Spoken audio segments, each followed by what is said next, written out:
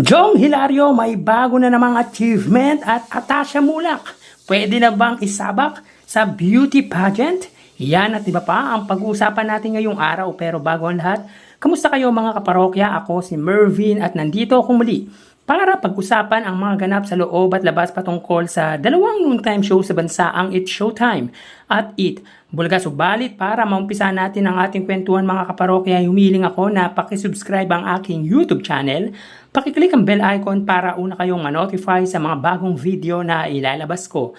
At pakidami nyo na din na i-follow ang aking Facebook page na Mega TV at ang aking TikTok account na Kaparokya TV. Maraming salamat! So mga kaparokya, umpisa natin ang ating talakayan sa views online ng late afternoon show na Family Feud at Will to Win.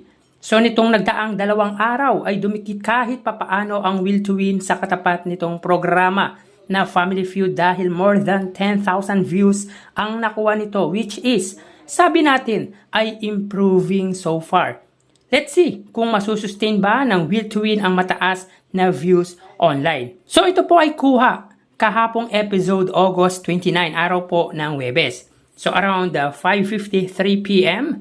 sa kanilang Facebook Live, ang Family Feud ay may 3,400 views at ang Will to Win naman ay may 2,400 live viewers. At para naman po sa main YouTube channel, ang Family Feud ay may 13,000 viewers at ang Will to Win ay may 7,700 viewers. So dito, ang total ng Family Feud ay 16,400 at ang Will to Win naman ay 10,100 live viewers. So not bad for Willie Revillame dahil umabot ng total 10,000 viewers ang kanyang programa, which is recently ay hindi man lang makaabot ng 10,000. And mga parokya, speaking of Kuya Will or Will to Win, last Friday ay may binabaan siyang caller kung saan hindi ito nanunood ng kanyang programa. Sa halip ay ang katapat na programa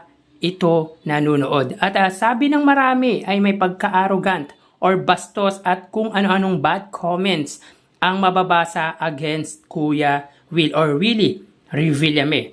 So dahil dito ay ipinagtanggol ng TV5 ang Will to Win host dahil ayon dito ay wala daw maling ginawa si Willie Revillame dahil yun ang nasa mechanics ng games, ang tumutok sa programa niya. Kung hindi ka nakatutok ay wala kang chance na manalo. Well mga kaparokya, sa akin ay tama naman yung ginawa ni Willie Revillame. Kaya nga, tutok to win. Yung iba, binibigyan ng chance if walang TV, pero nakatutok via phone or mobile phone. But that time kasi hindi nakatutok at talagang dinig sa kabilang linya na sa kabilang programa ito nanonood. So ganun talaga, minsan lang mag-knock ang opportunity na sayang pa.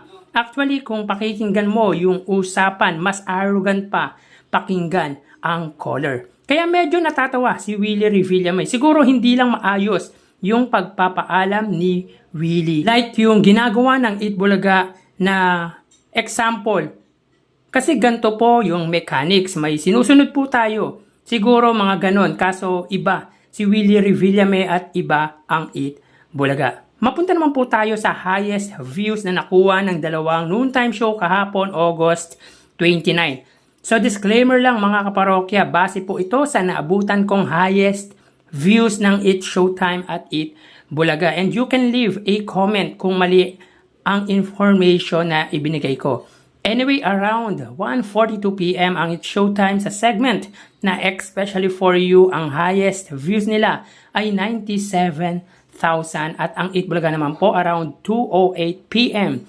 Sa segment na Gimme 5, sila ay may 83,000 live viewers. So dito ay hindi na-meet ng It Showtime ang average views nila na 100,000 samantalang hindi din umabot sa 90,000 views ang It Bulaga kung saan last week ay more than 90,000 ang views na nakukuha nito. So kahapon nga ay naging guest naman ang huling 4 na finalist ng Barangay Cinema Present Child Star of the Years na sina Miggy, Sabrina, Pio at Amber. And of course, pinatikim din ang mga legit dabarkads ng kanilang version ng Eat Bulaga Olympics kung saan nagwagi ang yellow team ni na Amber at Miggy against sa red team ni Pio at Sabrina. So sa Sabado na po ang grand finals ng Barangay Cinema Present Child Star of the Year. Samantala, Jong Hilario may bago na namang achievement na natanggap.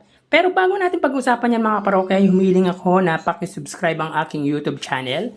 Pakiclick ang bell icon para una kayong ma-notify sa mga bagong video na ilalabas ko. At pakidami nyo na din na i-follow ang aking Facebook page na Mega TV at ang aking TikTok account na Kaparokya TV. At bago natin makalimutan mga kaparokya ay sinashoutout ko ang mga solid viewers ng It's Showtime. Especially kay Jory Santistiban at solid viewers ng Eat Bulaga, ganun din sa viewers ko. Especially kay Miss Heidi Gutierrez, Derek Pilapil, Froilan Esguera, Fernando Publico at marami pang iba. Maraming salamat po for stay watching my videos at na-appreciate ko po kayo mga kaparokya. Samantala pang checking sa official Facebook account ng Legit Dabarkads host na si Atasha Mulak ay tila nasa isang pictorial ito at very stunning. Ang ganda sa simpleng kasuotan ng anak ng celebrity couple na si Aga Mulak at Miss Sherlyn Gonzalez. Ito din siguro ang dahilan kung bakit wala ito kahapon sa noontime show ng legendary trio.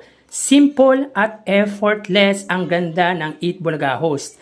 Sabi nga ng marami, pwede na itong sumali sa mga beauty pageant kung saan agree tayo sa suggestion ng iba. Since ang nanay naman nito ay dating beauty queen, so nananalaytay ang dugo nito sa pagiging beauty queen. Sana maisipan ng host dahil may edge din siya dahil bukod sa maganda ay may angking talino din ito.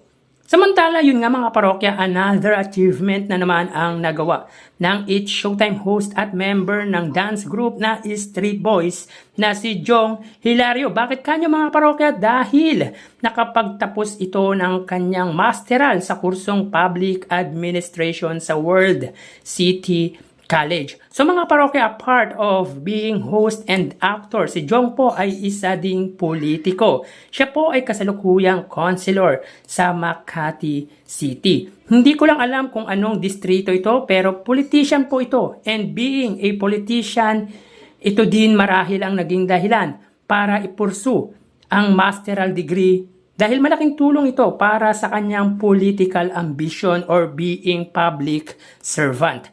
So congrats Jong for the achievement that you receive. Hindi madali ang course na yan mga kaparokya, but Jong has a highest merit. So ibig sabihin ay achiever at magaling academically ang It's Showtime host. So basahin natin ang post ng kanyang anak na si Sarina Hilario. We are proud of you, Daddy. Master in Public Administration with highest merit World City College. So ang sweet ng anak ni Jong, hindi imposible na magawa ng anak ni Jong yan dahil bibo at matalino ito. Actually, pwede itong sumunod sa yapak ng tatay niya na maging artista. Pero syempre, bata pa ito. Pero makulit, bibo at matalino. So again, congrats. At mag-ingat po tayo. Mga kaparokya, thank you and God bless.